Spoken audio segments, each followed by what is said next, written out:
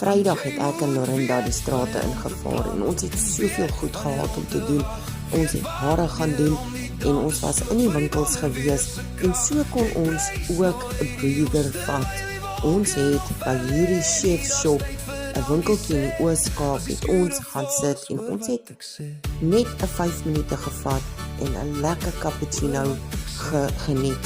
Hierdie mense is so vriendelik en hulle het vir ons die lekkerste butterkoekies voorgesit. Ek sal hierdie winkeltjie voorwaar vir enige persoon aanbeveel.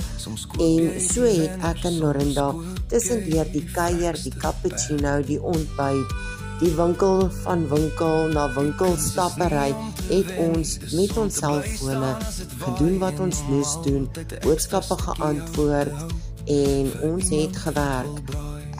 Dit is wat ons doen. Vat 'n 10 minute hier, 20 minute daar